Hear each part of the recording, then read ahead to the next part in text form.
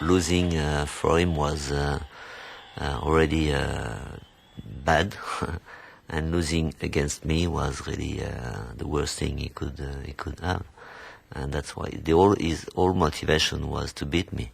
I can remember we went to the Bercy karting event, and he was there watching on the big screen Alain Prost driving in the kart, and he never took his eyes off that, and he watched Alain Prost driving a go-kart. He knew that to be world champion, he had to beat Alain, because he was #1 at the time. I remember one race, and I think it was the Belgium Grand Prix. Ayrton always used to try so hard in qualify that after qualifying, before he took his overalls, he sit in the corner of the track and he just get all his adrenaline back. Alain and I were looking at the times, and Alain could say, I just can't believe how he could be so quick. Where is he beating me? Anywhere else, but here, I always quick here. How he can be? And then as I look at Ayrton was sitting up and he looked at me and he winked an eye. And I thought that he just felt so satisfied I had beat Alain, and he had recognized that I'm quicker than him. And it was so, for him, that was kind of a stage in his career. And he thought, well, I can now begin to think of being world champion. When Ayrton came along in his footsteps, his approach was in many ways similar. It was cerebral. That means he used his head at all times. But he did so with more dash and determination than you ever saw in Alain. Alain had plenty of determination. He never exposed it. Ayrton, it was all about drive and courage and let's go for it. We'll just leave the rest to me when he was in the car. Formula One drive, all sportsmen are gigantically competitive. They're there to win. And you've got two very different people in Alain Prost, the professor, who was quiet, very quiet. He always spoke very quietly indeed.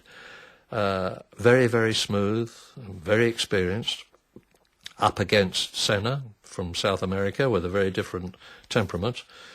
And so it could not have been better from a journalist's point of view or a commentator's point of view.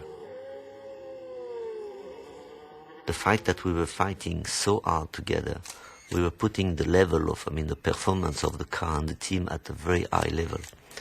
And if you're talking about the briefings, we were spending 3, 4, 5 hours into the briefing. It was for two reasons. First reason is to improve the car and the team. And the second reason is to be sure that we could not forget something that could suit us or suit me, for example, better than Ayrton, or Ayrton would think of something suit me better than Alain. At the end, it could also become a psychology.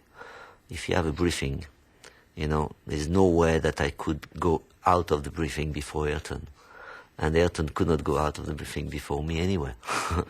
So we're going out together.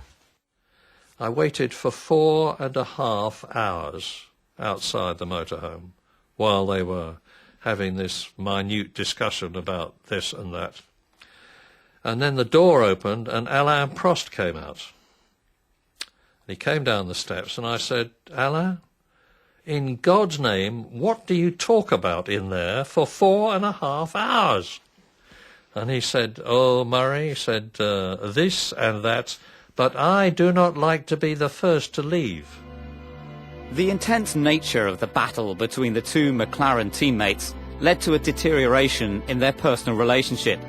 Other teams and drivers were simply not at the same level, so Senna and Prost focused on one another, both in and out of the car. But that was part of the fight we had anyway. Everything was tough. On the track, outside the track, setting up the car, all kind of things was really just at the limit all the time. We also knew that if we were quick and fast and a winning car, that was also because of us, because of the drivers, because we were dominating, Formula One. It's not pretentious to say that. Eu acho que o Ayrton e o Alain foram pessoas que precisavam muito uma da outra, porque para eles poderem desenvolver os próprios potenciais no top, né, da forma mais perfeita, a competição do outro ajudou justamente a chegar nesse desenvolvimento máximo. Acho que o Ayrton não seria o que ele foi sem um Alain Prost, e vice-versa. Acho que o Alain não teria sido o que ele foi sem o Ayrton Senna. Uma vez perguntaram para o Ayrton se ele tinha inimigos, e eu acho que o Ayrton respondeu uma das coisas mais lindas que ele respondeu em todas as suas muitas entrevistas. Ele disse que a vida era muito curta para se ter inimigos.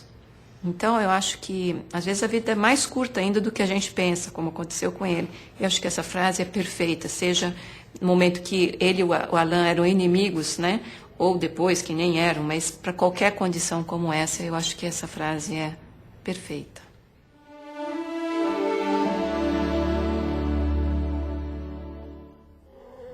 When you are under a lot of pressure, in a critical moment, in a championship or in a particular race, it's the one that can put together the combination between aggressivity and calculating things that will get the best result.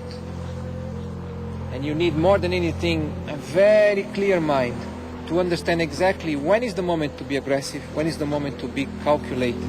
To win a championship, you need the combination of those elements in the right doses at given moments. The lifestyle enjoyed by Ayrton was that of the rich and famous. Beautiful houses, lots of toys, and opportunities to relax. But his love of Brazil and for its people was reflected in the way they felt about him.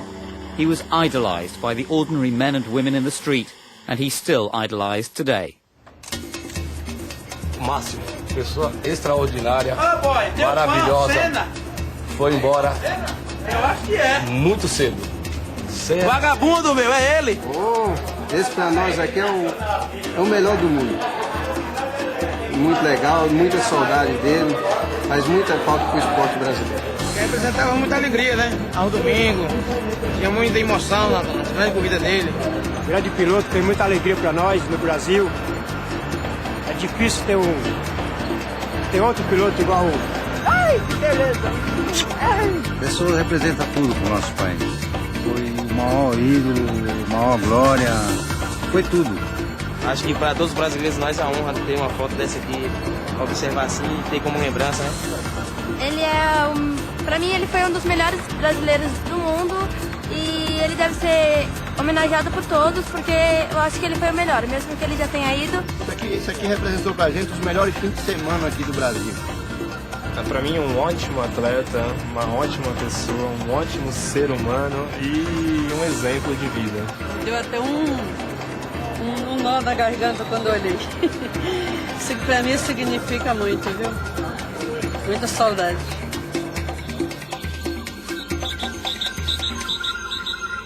Despite the access that Ayrton had to his own slice of paradise, he was always aware that there were many Brazilians who battled not for world championships, but simply to put food on the table and keep a roof overhead. And it mattered to him more than many people knew.